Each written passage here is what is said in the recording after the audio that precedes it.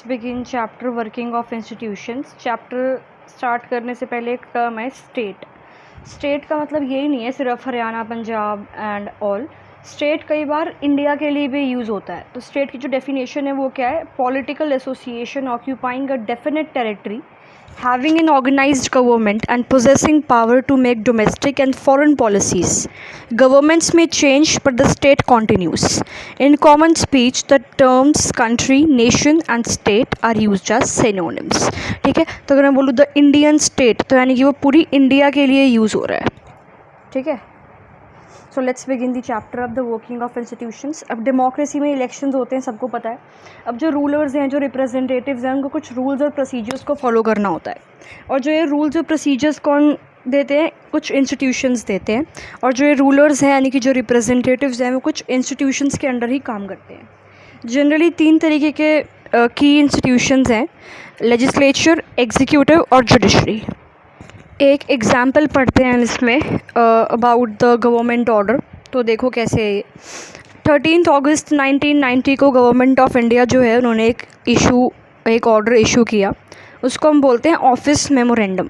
और हर एक government order का एक नंबर होता है, और इस वाले ऑर्डर का नंबर ये है, इसमें OM नंबर 36012/31/90 एस्टैब्लिश SCT, और डेट लिखी होती है। तो डेट है 13 अगस्त 1990।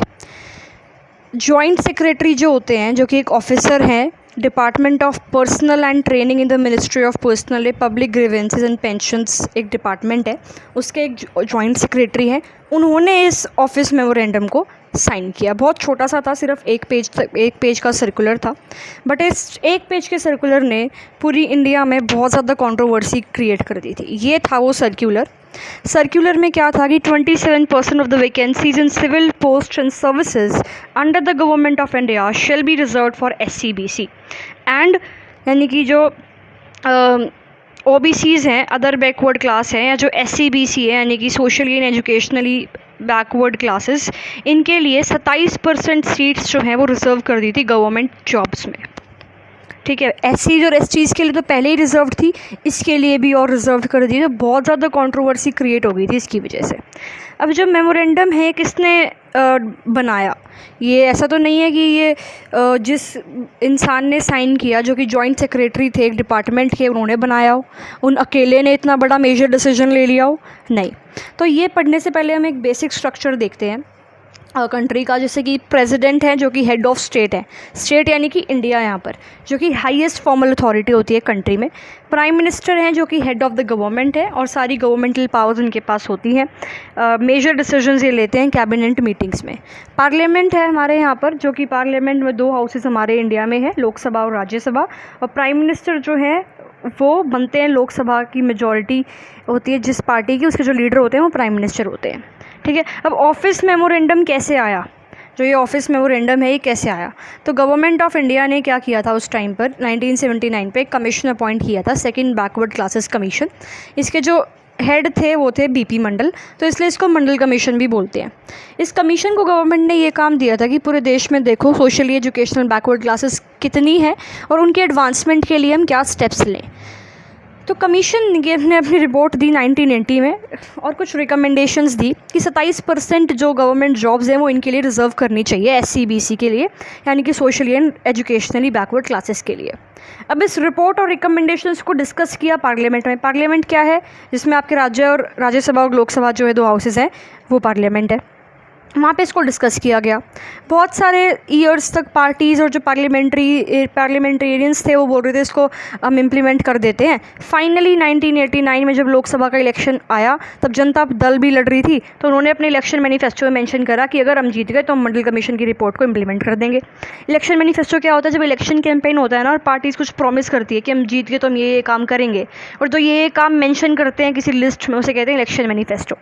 उस टाइम जनता दल के लीडर थे VP सिंह, वो मेजॉरिटी में हो जाते हैं तो वो प्राइम मिनिस्टर बन जाते हैं। तो फिर उन्होंने ये जो मंडल कमीशन है वो क्या कर दिया, मंडल कमीशन को इम्प्लीमेंट कर दिया। ठीक है, ओके, VP सिंह जीत गए, वो प्राइम मिनिस्टर बन गए। 6 अगस्त 1990 को जो यूनियन कैबिनेट है उन्होंने डिसीजन बनाया कि हम जो मंडल कमीशन के रिकमेंडेशन है उनको इम्प्लीमेंट कर देते हैं। अगले दिन प्राइम मिनिस्टर वीपी सिंह ने पार्लियामेंट में इन्फॉर्म कर दिया कि हम ये डिसीजन इम्प्लीमेंट कर रहे हैं। दोनों हाउसेज मान गए, लोकसभा भी राज्यसभा भी, कि ठीक है कर दो। उसके बाद जो ये डिपार्टमेंट था उनके जो जॉइंट सेक्रेटरी थे उन्होंने साइन कर दिया। प्रेसिडेंट ने भी बोल दिया कि चलो ठीक है। फिर 13 अगस्त 1990 को फाइनली इसको इम्प्लीमेंट कर दिया गया। अगले कुछ मंथ्स में न्यूज़पेपर्स और मैगजीन्स में इसको बहुत ज़्यादा डिबेट करा गया। कई लोग कह रहे थे कि इसको नहीं इशू करना चाहिए, इतनी ज़्यादा नो जॉब रिजर्वेशंस की नीड नहीं है, पहले SC/ST के लिए भी है, अब आप SC/BC को जो जनरल कैटेगरी कहाँ जाएगी। कई लोग कह रहे थे अच्छी है कि जो इक्वालिटी प्रमोट होगी इससे। बहुत ज़्यादा प्रोटेस्ट हुए, काउंटर प्रोटेस्ट हुए, and these protest were violent. Fine, अब डिस्प्यूट हो गया। अब डिस्प्यूट को सॉल्व कौन करेगा? सुप्रीम कोर्ट और हाई कोर्ट, जो कि अगेन एक बहुत ज़्यादा इंपॉर्टेंट इंस्टीट्यूशन है कंट्री में। बहुत सारे केसेस आए इसके अगेंस्ट में, इसके फेवर में। तो सुप्रीम कोर्ट ने क्या करा, एक उन्होंने एक केस लड़ा, Indira Swani and others versus the union of India case. 11 जजेस को की बेंच बैठी सुप्रीम कोर्ट में, बातचीत हुई, आर्ग्यूमेंट्स हुए। फिर फाइनली मेजॉरिटी से सुप्रीम कोर्ट जजेस जो है 1992 में उन्होंने बोल दिया कि जो मंडल कमीशन की रिकमेंडेशंस पास आउट हुई थी ये बिल्कुल सही है। सुप्रीम कोर्ट ने बोला गवर्नमेंट को कि आप थोड़ा सा मॉडिफिकेशन कर लो ओरिजिनल ऑर्डर में, कि ये जो रिजर्वेशन है सिर्फ उनको दो जो कि एक्चुअली इसको डिज़र्व करते हैं, और जो थोड़ी वेल टू डू पर्सनस हैं बैकवर्ड क्लासेस में उनको इसमें से एक्सक्लूड कर दो। तो डिपार्टमेंट जो था पर्सनल एंड ट्रेनिंग का, उसने दोबारा से एक मेमोरेंडम इशू करा 8 सितंबर 1993 को, और जो डिस्प्यूट था ये इससे रिलेटेड वो फाइनली ख़त्म हुआ, और जो पॉलिसी जो है तब से इम्प्लीमेंट हो गई। अब नीड क्या है इन पॉलिटिकल इंस्टीट्यूशंस की? अब हमने एग्जांपल देखा कि गवर्नमेंट कितना काम कर रही है, देखा कि इसको इशू करें, फिर एक इंस्टीट्यूशन है यहाँ पर उसने उसको डिस्प्यूट को सेटल डाउन करा। तो ये सारे इंस्टीट्यूशंस बहुत इंपॉर्टेंट है एक डेमोक्रेटिक कंट्री में। अब जो गवर्नमेंट है वो बहुत ज़्यादा काम करती है एक उसमें स्टेट में, कि सिटीजन्स को सिक्योरिटी प्रोवाइड करना, एजुकेशन प्रोवाइड करवानी, हेल्थ प्रोवाइड करानी, टैक्स कलेक्ट करना, फिर उन टैक्सेस को यूज़ करना प्रॉपरली डिफेंस में, वेलफेयर स्कीम्स को फॉर्मुलेट करना, एंड बहुत सारा काम गवर्नमेंट का होता है।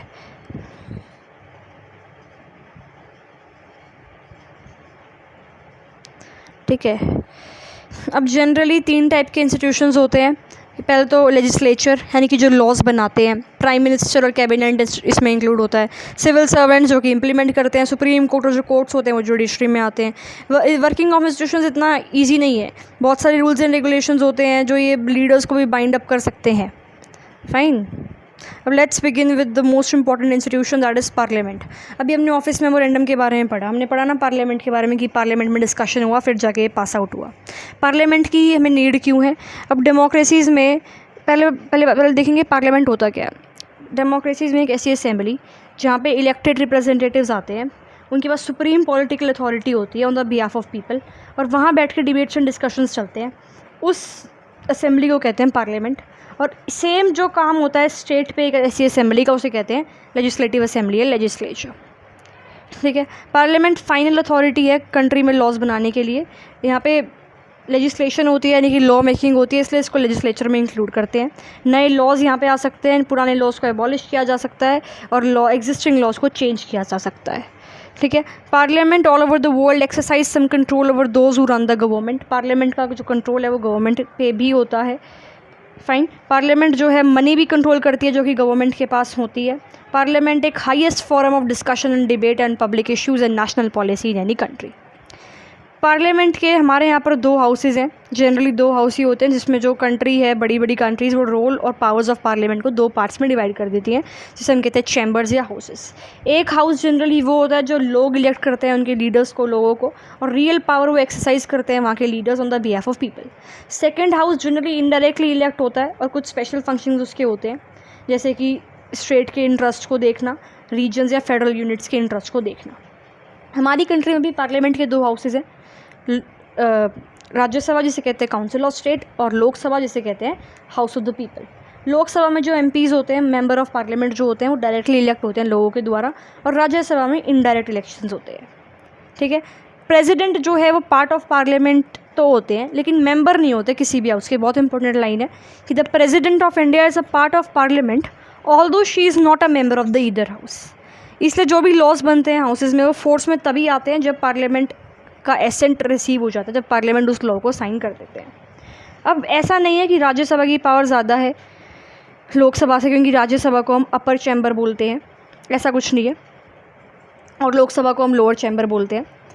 ऑर्डिनरी लॉज जो होते हैं दोनों हाउस में पास कर सकते हैं, लेकिन अगर डिफरेंस दोनों हाउस में हो तो फाइनल डिसीजन कैसे होता है, जॉइंट सेशन में होता है दोनों हाउसेस के, कि दोनों हाउसेस के members together they sit together and then decision लेते हैं। अब लार्जर नंबर ऑफ मेंबर्स कहाँ पे हैं, लोकसभा में, तो जो लोकसभा का व्यू पॉइंट होता है वही जनरली प्रिवेल कर जाता है। अब लोकसभा के पास ज़्यादा पावर है मनी मैटर्स के ऊपर, कि जो मनी बिल है वो सिर्फ पहले कहाँ पास होता है, लोकसभा में पास होगा, उसको पहले आप उसमें नहीं प्रेजेंट कर सकते राज्यसभा में। इवन जो बजट है अगर लोकसभा में पास हो गया तो राज्यसभा उसको रिजेक्ट नहीं कर सकती, सिर्फ डिले कर सकती है 14 दिनों से, या suggest changes in the budget. और अगर लोकसभा जो है चेंजेस को नहीं मानती तो उसकी लोकसभा की मर्जी है, वो राज्यसभा का जो डिसीजन है या जो चेंजेस हैं या जो चेंज वो चाहते हैं वो ऐसे राज्यसभा में बाइंडिंग नहीं है। लोकसभा जो है वो काउंसिल ऑफ मिनिस्टर्स को भी कंट्रोल करती है, फाइन। और ऐसी सच कोई पावर राज्यसभा के पास नहीं है।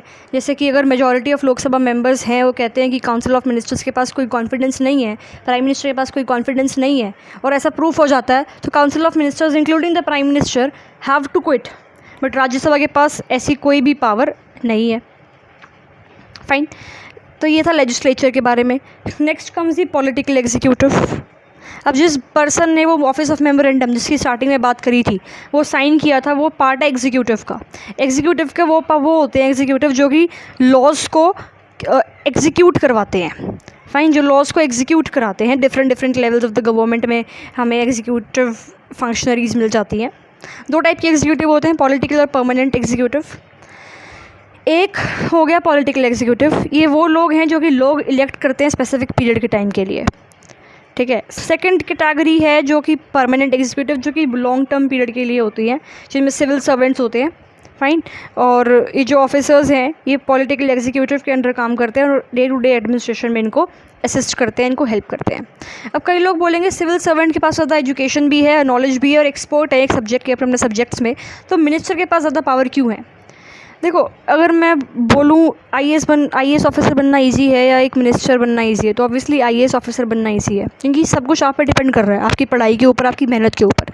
But to be a minister आपको लोगों के सामने हाथ जोड़ने पड़ेंगे, लोगों का सपोर्ट चाहिए, वो सबके बस की बात नहीं होती है, फाइन। तो यही रीज़न है कि जो सिविल सर्वेंट्स हैं वो अंडर लीडर्स मिनिस्टर्स क्यों काम करते हैं, because democracy is the will of people. Democracy में विल ऑफ पीपल सुप्रीम है। मिनिस्टर को लोगों ने इलेक्ट करा है, लोगों के बिहाफ पे वो डिसीजंस लेंगे, ठीक है, और वो ही आंसरेबल है लोगों को जो डिसीजन होंगे, तो उनको फाइनल डिसीजन जो है वो मिनिस्टर के पास ही लाई करता है। बट डिफरेंट ओपिनियंस हो जाते हैं कई बार, तो वो एक्सपर्ट्स की हेल्प ले लेते हैं, जैसे कि सिविल सर्वेंट्स की हेल्प ले ली कि इसमें क्या करें, लेकिन जो फाइनल डिसीजन है वो वही होगा जो कि मिनिस्टर चाहेंगे, fine. Next come prime minister and the council of ministers. Prime minister बहुत इंपॉर्टेंट पॉलिटिकल इंस्टीट्यूशन है कंट्री में। कोई direct election to the post of prime minister हमारे यहाँ पर नहीं है। प्रेसिडेंट जो है वो अपॉइंट करते हैं प्राइम मिनिस्टर को, ठीक है, but the president can not appoint anyone she likes. President ये नहीं है किसी को भी अपॉइंट कर देंगे, प्रेसिडेंट उसको अपॉइंट करेंगे जो कि लोकसभा जो है ना वहाँ पे जिस पार्टी की मेजॉरिटी है और उस पार्टी के जो लीडर हैं उसको प्रेसिडेंट अपॉइंट करेंगे as a prime minister of the country. अगर एक सिंगल पार्टी की मेजॉरिटी नहीं तो प्रेसिडेंट जो है उस पर्सन को अपॉइंट करेंगे जिससे उनको लगेगा कि मेजॉरिटी सपोर्ट इसी के पास है। प्राइम मिनिस्टर का कोई फिक्स टेन्योर नहीं है, वो तब तक पावर में रहते हैं as long as he remains the leader of the majority party और कोलिएशन। जब तक मेजॉरिटी पार्टी है पावर में तब तक उसका लीडर प्राइम मिनिस्टर रहेगा। जैसे ही पार्टी की मेजॉरिटी नहीं प्रूव हो जाती कि मेजॉरिटी में नहीं है तभी प्राइम मिनिस्टर भी हट जाएंगे। तो ऐसा सच कोई फिक्स टेन्योर नहीं है। प्राइम मिनिस्टर की अपॉइंटमेंट के बाद प्रेसिडेंट अपॉइंट करते हैं अदर मिनिस्टर्स को, खुद से नहीं, on the advice of prime minister. Ministers usually from the party और the coalition that has majority in the Lok Sabha. Ministers generally वहीं से इलेक्ट होते हैं जो कि पार्टी मेजॉरिटी में है। प्राइम मिनिस्टर अपने मिनिस्टर्स को चूज़ कर सकते हैं as long as they the members of parliament, यानी कि अगर आप मेंबर ऑफ पार्लियामेंट है तभी आप मिनिस्टर बन सकते हो। अगर एक इंसान मेंबर ऑफ पार्लियामेंट नहीं है, उसको मिनिस्टर बनाना है तो उसको 6 महीने के अंदर अंदर मेंबर ऑफ पार्लियामेंट बनाना पड़ेगा मिनिस्टर बनाने के लिए, ठीक है। काउंसिल ऑफ मिनिस्टर्स एक ऑफिशियल नेम है for the body that includes all the ministers. Prime minister appoint हुए, फिर काउंसिल ऑफ मिनिस्टर्स अपॉइंट हुए, और काउंसिल ऑफ मिनिस्टर्स के अंडर 60 से 80 मिनिस्टर होते हैं। अब इस काउंसिल ऑफ मिनिस्टर के अंडर भी कैटेगरीज होती हैं कि काउंसिल ऑफ मिनिस्टर के अंदर भी 3 टाइप के मिनिस्टर होते हैं। पहला होता है cabinet minister, generally top rankers leaders होते हैं रूलिंग पार्टी के यहाँ पर, या वो पार्टीज़ जो मेजर मिनिस्ट्री की इंचार्ज हैं, ठीक है। फाइन। यूजुअली कैबिनेट मिनिस्टर्स जो हैं वो डिसीजंस लेते हैं इन the name of council of ministers. अब मीटिंग चल रही है, ज़रूरी नहीं है 60 से 80 मिनिस्टर हमेशा ही आएंगे, सिर्फ कैबिनेट मिनिस्टर्स को बिठाओ, मीटिंग करो और जो कैबिनेट मिनिस्टर्स बोलेंगे on the behalf of council of ministers ही बात करेंगे वो। कैबिनेट जनरली इनर रिंग होती है काउंसिल ऑफ मिनिस्टर्स की, इसके अंदर 25 के आसपास मिनिस्टर्स होते हैं। Minister of states independent charge होते हैं। नेक्स्ट टाइप ऑफ मिनिस्टर्स, ये जनरली स्मॉल मिनिस्ट्रीज इनके अंडर होती हैं। फाइन। ये कैबिनेट मीटिंग में पार्टिसिपेट करते हैं जब इनको स्पेशली इन्वाइट किया जाता है। फिर आते हैं मिनिस्ट्रीज़ ऑफ स्टेट, ये attach and required to assistant cabinet ministries. जो कैबिनेट मिनिस्ट्रीज़ हैं इनको ये क्या करते हैं, सपोर्ट करते हैं, असिस्ट करते हैं। ठीक है, सारे मिनिस्टर्स नहीं मिल पाते, it is not practical that they meet regularly and discuss everything, तो डिसीजंस जनरली कैबिनेट मीटिंग्स में ही ले लिए जाते हैं। तो इसलिए पार्लियामेंट्री डेमोक्रेसी जो हमारी कंट्री में है उसको कैबिनेट फॉर्म ऑफ गवर्नमेंट भी बोला जाता है, क्योंकि कैबिनेट एज अ टीम काम कर रही है यहाँ पर। जो मिनिस्ट्रीज़ एंड डिफरेंट व्यूज़ भी होते हैं, डिफरेंट ओपिनियंस होते हैं, बट एवरीवन जो कैबिनेट डिसीजन लेगी वो सबको मानना पड़ता है। तो इसलिए इसको कई बार कैबिनेट फॉर्म ऑफ गवर्नमेंट भी बोल देते हैं। दोबारा सुनो, अगर ये सारे मिनिस्टर्स प्रैक्टिकल नहीं है, इन सारे 80 के 80 मिनिस्टर्स को बुला के मीटिंग करी जाए तो सिर्फ कैबिनेट मिनिस्टर्स की मीटिंग बुलाई जाती है, फिर जो वो डिसीजंस लेते हैं वो बाइंडिंग होते हैं सब पे। फाइन। कोई भी मिनिस्टर गवर्नमेंट के डिसीजन को ओपनली क्रिटिसाइज़ नहीं कर सकता, इवन इफ वो किसी और डिपार्टमेंट या किसी और मिनिस्ट्री का है। हर एक मिनिस्ट्री के पास सेक्रेटरीज होते हैं जो कि उनके सिविल सर्वेंट्स जनरली होते हैं, जो कि एक परमानेंट एग्जीक्यूटिव का पार्ट है। सेक्रेटरीज जो हैं वो इन्फॉर्मेशन प्रोवाइड करते हैं मिनिस्टर्स को, और फिर फाइनल डिसीजन मिनिस्टर का ही होता है। कैबिनेट जो है एज अ टीम, उनके पास एक कैबिनेट सेक्रेटरी होता है। समझ में आ रहा है? हर एक मिनिस्टर के पास एक आपका सेक्रेटरी, और कैबिनेट मिनिस्ट्री जो है उस पूरी के पास एक कैबिनेट सेक्रेटरी। तो वो इसमें और जो 22 में जो है सीनियर सिविल सर्वेंट्स होते हैं जो कि इनको असिस्ट करते हैं डिफरेंट मिनिस्ट्रीज़ को। ठीक है, नेक्स्ट है power of the prime minister. Constitution as such तो कुछ नहीं कहता कि प्राइम मिनिस्टर की क्या पावर है या उनका मिनिस्टर्स की क्या पावर है, उनका रिलेशनशिप क्या है आपस में, but as the head of the government prime minister के पास बहुत वाइड रेंजिंग पावर्स होती हैं। कैबिनेट मीटिंग्स को चेयर करते हैं, वर्क्स डिफरेंट डिपार्टमेंट्स का देखते हैं, उनके डिसीजंस फाइनल है। अगर डिफरेंट कैबिनेट में डिफरेंट डिपार्टमेंट्स में कोई डिसएग्रीमेंट है तो जो प्राइम मिनिस्टर बोलेंगे वही चलेगा। ठीक है, डिफरेंट सुपरविजन करते हैं वो, exercise supervision on different ministries. सारी मिनिस्टर्स जो हैं वो इनके अंडर ही काम करते हैं। तो लीडरशिप किसके पास है? प्राइम मिनिस्टर के पास है। प्राइम मिनिस्टर ही डिस्ट्रीब्यूट और रीडिस्ट्रीब्यूट करते हैं वर्क मिनिस्टर्स को। मिनिस्टर्स को डिसमिस करने की पावर भी प्राइम मिनिस्टर के पास है, और अगर प्राइम मिनिस्टर ने इस्तीफ़ा दे दिया तो पूरी मिनिस्ट्री को, काउंसिल ऑफ मिनिस्टर्स जो है सबको इस्तीफ़ा देना पड़ता है। तो कैबिनेट जो है मोस्ट पावरफुल इंस्टीट्यूशन हो गया इंडिया में। With in the cabinet it is the prime minister who is the most powerful, है ना। तो powers of prime minister parliamentary democracies जो हैं बहुत ज़्यादा इंक्रीज़ हो चुकी हैं रिसेंट टाइम पे कि कई बार पार्लियामेंट्री डेमोक्रेसीज़ को हम prime ministerial form of government भी बोल देते हैं, और कैबिनेट भी। तो मेन इंपॉर्टेंट कौन है यहाँ पर? कैबिनेट मिनिस्टर्स इंपॉर्टेंट और प्राइम मिनिस्टर इंपॉर्टेंट है, जो कि हेड करते हैं कैबिनेट मिनिस्टर्स को, right. Political parties have come to play a major role in politics. Prime Minister controls the cabinet and parliament through this party. Media भी contribute करती है पॉलिटिक्स और इलेक्शंस को कंपटीशन बनाने के लिए। इंडिया में tendency towards the concentration of powers in the hands of prime minister देखी जाती है कई बार। जवाहरलाल नेहरू जो फर्स्ट प्राइम मिनिस्टर है उनके पास बहुत ज़्यादा अथॉरिटी थी, क्योंकि उनका इन्फ्लुएंस था पब्लिक के ऊपर बहुत ज़्यादा। सिमिलरली इंदिरा गांधी एक बहुत पावरफुल लीडर थी। तो पावर जो है प्राइम मिनिस्टर की इसलिए भी डिपेंड करती है कि उस पर्सन की पर्सनालिटी क्या है उस पोजीशन पर। कोलिशन पॉलिटिक्स आजकल बहुत ज़्यादा इंक्रीज़ हुआ है, ट्रेंड राइज हुआ है rise in the coalition politics. तो उसकी वजह से जो प्राइम मिनिस्टर की पावर है वो थोड़ी सी रिस्ट्रेंट होगी, थोड़ी सी कम हो गई है। जो प्राइम मिनिस्टर है, देखो ऑब्वियसली जब एक सिंगल पार्टी की मेजॉरिटी नहीं आई तो बहुत सारी पार्टीज़ को मिला के कोलिशन सरकार बनती है। अब उसमें मिनिस्टर को, जो प्राइम मिनिस्टर है उनको हर एक डिफरेंट ग्रुप्स और फैक्शंस को एकोमोडेट करना पड़ेगा, उसी हिसाब से डिसीजंस लेने पड़ेंगे। ठीक है, तो थोड़ा सा यहाँ पर क्या है, पावर जो है प्राइम मिनिस्टर की थोड़ी सी कम हो जाती है। फिर नेक्स्ट है प्रेसिडेंट। अब प्राइम मिनिस्टर तो हेड ऑफ गवर्नमेंट है, प्रेसिडेंट क्या है? Head of state. Political system में जो हेड ऑफ स्टेट है उनके पास सिर्फ नॉमिनल पावर्स होती हैं। जो हमारा पॉलिटिकल सिस्टम है पार्लियामेंट्री फॉर्म ऑफ गवर्नमेंट, उसमें जो प्रेसिडेंट है वो सिर्फ एक नॉमिनल हेड है। जैसे कि क्वीन ऑफ ब्रिटेन जो है उनका फंक्शन सिर्फ सेरेमोनियल है, वैसे ही प्रेसिडेंट की जो ओवरऑल फंक्शनिंग है पॉलिटिकल इंस्टीट्यूशंस में वो सिर्फ नॉमिनल ही है। फाइन। प्रेसिडेंट को डायरेक्टली लोग इलेक्ट नहीं करते, जो इलेक्टेड मेंबर्स हैं पार्लियामेंट के, जो इलेक्टेड मेंबर्स हैं लेजिस्लेटिव असेंबलीज़ के, वो उनको इलेक्ट करते हैं। एक कैंडिडेट जो प्रेसिडेंट पोस्ट के लिए खड़ा है उसके पास मेजॉरिटी होनी चाहिए वोट्स इस प्रेसिडेंट के इलेक्शन को जीतने के लिए। तो ये इंश्योर करता है कि जो प्रेसिडेंट है वो एक एंटायर नेशन को रिप्रेजेंट करते हैं। प्रेसिडेंट जो है कभी क्लेम नहीं कर सकते कि claim the kind of direct popular mandate that the prime minister have, right. The president can never claim the kind of direct popular mandate that the prime minister can, because he is not elected directly, right? President is not elected directly.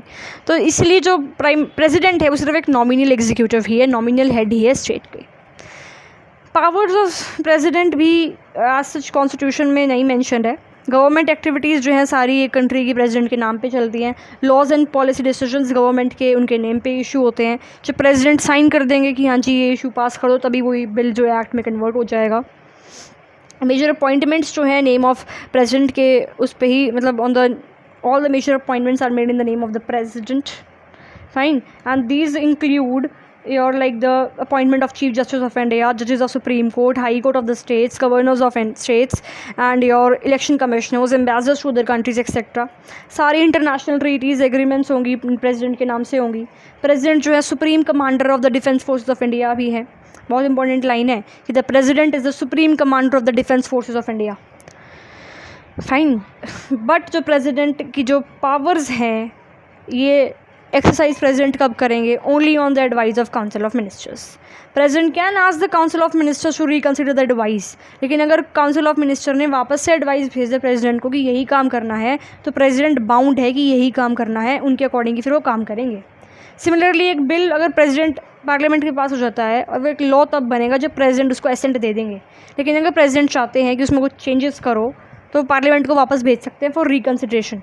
लेकिन अगर parliament ने बिना change करे वापस से same bill भेज दिया तो प्रेसिडेंट को साइन करना ही पड़ेगा, फाइन। अब एक बहुत इंपॉर्टेंट चीज़ है जो प्रेसिडेंट कर सकते हैं अपने खुद से, अपॉइंट द प्राइम मिनिस्टर। जब एक पार्टी या एक coalition of parties clear majority को सिक्योर कर लेते हैं इलेक्शंस में, तो प्रेसिडेंट जो है leader of majority of party या कोलिएशन को अपॉइंट करते हैं, यानी कि प्राइम मिनिस्टर को अपॉइंट करते हैं। लेकिन जब कोई भी पार्टी या कोलिएशन मेजॉरिटी नहीं होती लोकसभा में, तो प्रेसिडेंट अपनी डिस्क्रिप्शन को एक्सरसाइज करते हैं। प्रेसिडेंट एक ऐसे लीडर को अपॉइंट करते हैं जो उनके ओपिनियन में ऐसा है जिसका लोकसभा में सपोर्ट होगा, जिसको लोकसभा में मेजॉरिटी मिल सकती है। उस केस में प्रेसिडेंट जो है फिर न्यूली प्राइम मिनिस्टर अपॉइंट करने के बाद उनको कह सकते हैं कि इतने स्पेसिफाइड टाइम में अपनी मेजॉरिटी प्रूव करवा दो लोकसभा में। अब तो ये एक पावर ऑफ प्रेसिडेंट है। अब ऐसा नहीं है कि हर कंट्रीज़ में या पूरी वर्ल्ड में जो सिर्फ nominal executives prime minister president ही होते हैं। कई कंट्रीज़ में प्रेसिडेंट बहुत ज़्यादा पावरफुल भी होते हैं। They are act as both the head of state and head of government. जैसे कि यूएस में जो प्रेसिडेंट है वो डायरेक्टली लोग इलेक्ट करते हैं। वो प्रेसिडेंट पर्सनली अपने मिनिस्टर्स को अपॉइंट और चूज़ करते हैं। लॉ मेकिंग वहाँ पे लेजिस्लेचर करती है, लेकिन प्रेसिडेंट ने अगर मना कर दिया कि लॉ नहीं आएगा तो नहीं आता। तो वीटो पावर यहाँ पे प्रेसिडेंट के पास है यूएस में।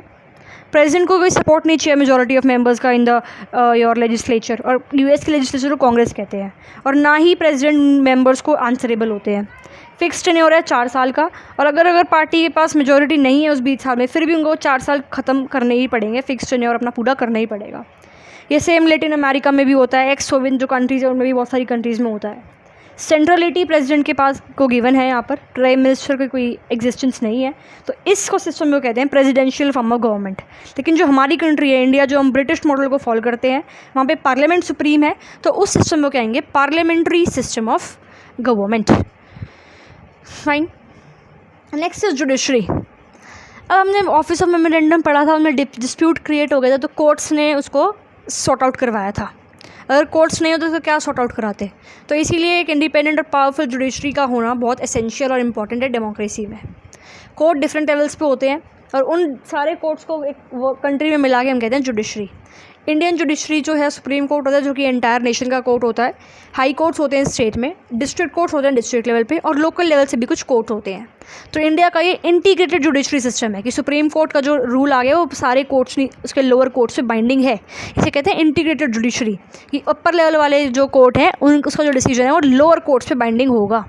तो जो सुप्रीम कोर्ट है वो पूरे जुडिशियल एडमिनिस्ट्रेशन को कंट्री में, इंडिया में क्या करता है, कंट्रोल करता है। ठीक है, कोई भी डिस्प्यूट को हैंडल कर सकता है वो between the citizens of the country, between the citizens and the government, between 2 और मोर स्टेट गवर्नमेंट्स और between the governments and the union and state level. ये 4 टाइप के जो डिस्प्यूट्स हैं वो सुप्रीम कोर्ट हैंडल कर सकता है। Supreme court highest court of appeal है सिविल और क्रिमिनल केसेस दोनों में। अगर कोई सिविल केस है, कोई क्रिमिनल केस है और आपको जो अपील लगानी है हाई कोर्ट में लग गई, आपको नहीं उनका डिसीजन अपने मतलब सेटिस्फैक्ट्री नहीं लगा हाई कोर्ट का डिसीजन, तो जो लास्ट अपील है, जो हाईएस्ट कोर्ट ऑफ अपील है इंडिया में, वो सुप्रीम कोर्ट है। वो अपील सुन सकता है against the decision of high court as well. तो इंडिपेंडेंस ऑफ जुडिशरी का मतलब ये नहीं है कि वो मतलब इंडिपेंडेंस जुडिशरी का मतलब ये है कि वो लेजिस्लेचर या एग्जीक्यूटिव के कंट्रोल में नहीं है। जजेस जो हैं वो गवर्नमेंट जो कह रही है वो काम नहीं करती है, वो काम नहीं करती जो कि पावर जो पार्टी पावर में है वो जो कह रही है वो करना, नहीं, वो अपने खुद के हिसाब से काम करते हैं। और ये इंडिपेंडेंस जो है जुडिशरी की, ये इंडिया में है। जजेस ऑफ सुप्रीम कोर्ट और जो हाई कोर्ट है वो they are appointed by the president and on the advice of prime minister and in consultation with the chief justice of supreme court. Fine. Senior जजेस of supreme court जो है वो new जजेस of supreme court को select करेंगे और high court को select करेंगे। मतलब ये हुआ। तो पॉलिटिकल एग्जीक्यूटिव का जो यहाँ पे इंटरफेरेंस है वो बहुत ज़्यादा कम है, जो प्रूफ करता है कि जुडिशरी जो है वो क्या है, इंडिपेंडेंट है। सीनियर मोस्ट जज of supreme court is generally appointed as the chief justice of supreme court, and once a person is appointed as a judge of Supreme Court or High Court, it is nearly impossible to remove him or from that position। तो show करता है कि actually में जो judiciary है India में बहुत ज़्यादा इंडिपेंडेंट है। जज को रिमूव कर सकते हो by impeachment motion which is pass separately by the 2/3 member of 2 houses of the parliament. और ये बहुत ज़्यादा मुश्किल है इस टाइप की मेजोरिटी को गेन करना, तो इसलिए it's very difficult to remove a जज। Judiciary in India it is one of the most powerful in the world. Supreme and high court जो है they have the power to interpret the constitution of the country. Even ये कोई भी law को invalid declare कर सकते हैं जो लेजिस्लेचर ने बनाया है। एग्जीक्यूटिव को एक्शंस को इनवैलिड डिक्लेयर कर सकते हैं, बेशक यूनियन या स्टेट लेवल पे हो, अगर उनको लगा कि एक लॉ या एक एक्शन जो है वो अगेंस्ट द कॉन्स्टिट्यूशन लिया गया है। फाइन। तो एक कॉन्स्टिट्यूशन की जो बेसिक स्ट्रक्चर है उसको सेव करे रखते हैं। फाइन। तो they can determine the constitutional validity of any legislation और action of the executive of the country when it is challenge before them. और ये जो पावर है कोर्ट्स की, इसको हम कहते हैं judicial review. Supreme court of India जो है रूल्ड, उसने बोला है कि जो बेसिक प्रिंसिपल्स है कॉन्स्टिट्यूशन के, जो बेसिक रूल्स हैं, जो कोर प्रिंसिपल्स हैं कॉन्स्टिट्यूशन के, उसको पार्लियामेंट भी चेंज नहीं कर सकती है। तो पावर्स और इंडिपेंडेंस जो है इंडियन जुडिशरी के, वो अलाउ करते हैं सिटीजन्स को कि उनको फंडामेंटल राइट्स मिले और वहाँ पर वो प्रॉपरली देश में रह सकें और प्रोटेक्ट कर सकें लोगों के पब्लिक इंटरेस्ट को और ह्यूमन राइट्स को। कोई भी अप्रोच कर सकता है कोर्ट्स को अगर उनका पब्लिक इंटरेस्ट हर्ट हुआ by the your action of the government, और इस चीज़ को हम कहते हैं पब्लिक इंटरेस्ट लिटिगेशन। कोर्ट्स जो है वो इंटरवेन कर सकती हैं फिर इन केसेस में कि गवर्नमेंट की पावर जो है वो अपनी पावर को मिसयूज़ ना करे डिसीजंस बनाने में, और जो मैल प्रैक्टिसेस जो on the part of public officials को चेक करने में जुडिशरी इंटरवेन कर सकती है। इसलिए जुडिशरी जो है high level of confidence among the people है, क्योंकि वो इंडिपेंडेंट है, इसीलिए।